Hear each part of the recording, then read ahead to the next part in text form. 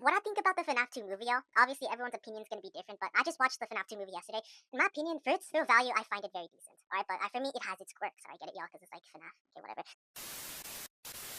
But the few critiques that I have about the FNAF 2 movie is that during the earlier scenes of the movie, Charlotte, she was taking that kid back to the main dining room, and like Springtrap, she ended up like getting stabbed. That newspaper where it says like foul play suspected, like JD has like stab marks on it, like it is foul play. No need to add like the word suspected. So small critique right there. But my real critique here is that the FNAF place is that in the Fredbear Diner, especially where there's a bunch of kids.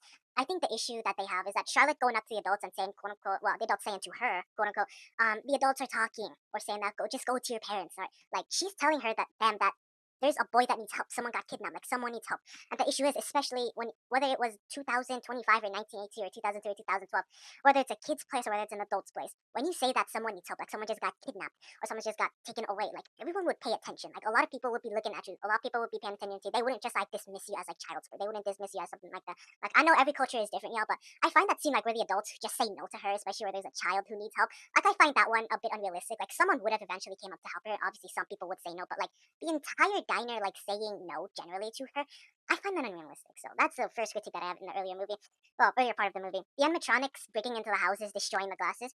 For me, y'all, I do find it a little bit unrealistic. The scene that I was expecting is that maybe the police would have eventually been called and, emergency services. I was expecting the scene like as the animatronics broke into the house. I was expecting where police would arrive, but they try to tase the animatronics with the taser. I was expecting like a little bit of a taser fight outs between the animatronics and the police officers. I wasn't expecting it just like just a singular arrest or just a singular without police at all. So that's my issue with that. And especially, well, I find this part funny where the animatronic just kills Mr. Big in the movie where Chica says, like, what's going on in your head? I mean, for me, I was expecting a scene again where, like, school staff security would have came and tried to tase her again.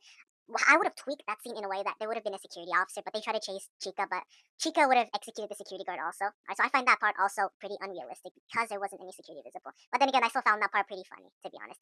And for me, if I was a director, like, I wouldn't have the animatronics walking around in broad view of people. Like, I wouldn't have the animatronics directly participate inside the school or directly participate in front of everyone. I would have kept the idea of it, but I would have had maybe like a few debut-based appearances throughout the movie instead of like a direct appearance in front of everyone. I'd have the direct appearance, but I make it a little bit more different and a little bit more nuanced. But I love those scenes anyway, especially when Chica just went with Koryak's Kenshin all the way to the school robotic science fair project. I found that one pretty funny, to be honest. No, again, the car chase scene where Mango was on the girl's car, like Vanessa's car, having her just running around in a car like that, I expect that scene to happen. But I was also expecting a scene where she tried to tase Mango, maybe with like a taser, or maybe with like a stun gun or something, because Vanessa is portrayed as a police officer in the first movie. So I'd expect her to have a scene where she tries to tase like Mango, or maybe as Mango grabs her, she could tase her like in her arms or something. I was expecting that. That's definitely my gripe with that, though. I think some tweaks should be applied to the next movie in terms of that. But most of the movie for me all was pretty great. I found it super thrilling. There's a lot of shock value, and especially the animatronics going straight into the robotic science fair project. That's crazy. And I loved the part where Chica also helped Abby fix up her mini Chica toy for the science fair project. So I love that one. That Koryak's Kenshin scene though, again where Abby enters inside the car, and then Chica goes inside. It was really funny. Koryak's Kitchen, he was gonna say no, but well, once Chica came in, I mean, that part was funny. You guys should see that for yourself. I also liked when Hutcherson, he's the main character, shined the lights during the movie on Shadow Bunny, like as he was in the FNAF 2 office scene. You guys need to see that for yourself. Really, that's a love and Easter egg right there. I wasn't expecting that whatsoever. And the part where Chica won the robotics contest, I think everyone knows why she did. I love that one. Instant win. I mean, that's probably like cheating the game anyway with a bunch of animatronics, but I like how everyone thought the FNAF characters were in costumes. Like technically they were in costumes because it's like the spirits of like the dead children, but like I like how people thought there was like a person inside the animatronic costumes. So, well, not costumes, but animatronic suits. And that tracking parts, the animatronics, especially the code and where the spectral scoopers all got hunted by the animatronics. I like those scenes. I was not expecting them whatsoever, and it adds a lot of fun, thrill, and shock value. So I love those too. Especially at the end credits again, it hints to another FNAF 3 movie because it shows like Springtrap and three random hooded men as they try to gather up everything from the decrepit FNAF place. I'm not sure if it was the original place or the franchise place, but what I knew is that they said that it was going to get demolished the next day, so I found that interesting. It obviously connects back to FNAF 2 Night 5 for anyone who's played it.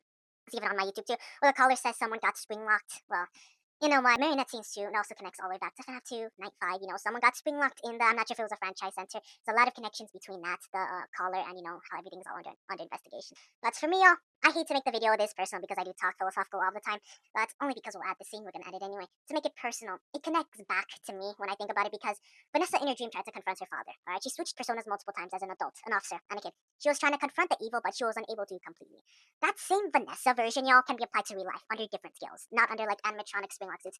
Instead of outright evil, y'all, think of it as social conditioning and complex things. Like imagine a kid, alright, who has quote unquote bad parents and is already forming trauma for it. When they become an adult or they still dream about it now, once their parents grow old and like decay, like they might have dreams one day trying to confront those parents on what their evil was, and ultimately running away from them while confronting them, like though in Vanessa's scene in FNAF 2, like as she tried to run away but also confronts her father because of the trauma that is ensued to them, like now that they're an adult. Like that same Vanessa, y'all, I saw that as another person who could be conditioned, someone who's trying to confront their old terrible past, not as someone who got spring locked, but rather as someone who knows that they faced some complex stuff, like they've had parents, like they've had a lot of trauma back then. So when I saw that scene, obviously I saw the literal version of Springtrap, like she's running away from someone who is actually going to knife her down.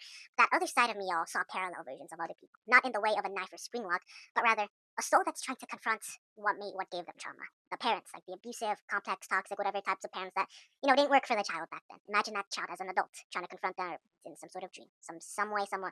So that's what I find. One half of me sees it literally like in the same, like she's running away, like Vanessa's running away, but she's trying to. But then that other side of me also sees, what if this is not Vanessa? What if this is also someone in a parallel way trying to confront their parents, trying to confront the complexity of it as an adult who has such trauma? So for me, that's definitely dual-sided context right there. I know it's deep, not everyone thinks like that, and I understand. But going back to a lighter note for the movie, I don't think it was perfect in a true sense, but it had its thrills. It has its Easter eggs that you guys have to see. Its shock value was being high. Plot twists everywhere. Everywhere you see the Faz Fest, and I didn't expect the Faz Fest either, to be honest. For me, for the movie, I would make it like a 7 out of 10. A 10 means like skyrocket value, while a 5 means it's kind of bad. For me, I don't think the movie is of skyrocketing value to all audiences. I don't think the movie is bad. For me, it's definitely something in the middle, no higher, no lower either. And it's somewhat disconnected from the original FNAF storyline somewhat in some ways, especially when Vanessa gets haunted by the marionette. Was it absolute cinema in the literal sense? Absolutely. Yeah. The thrill, the shock value, the fun, the animatronics breaking into the glass doors, little houses. Would I say you should watch it? Yes, it is entertaining. Like you get a movie out of the original FNAF games. Right? It may not be for everyone, but for the one that loves entertainment, like this movie is for you. Though. For me, 7 out of 10. Not too good, but it's not too bad either.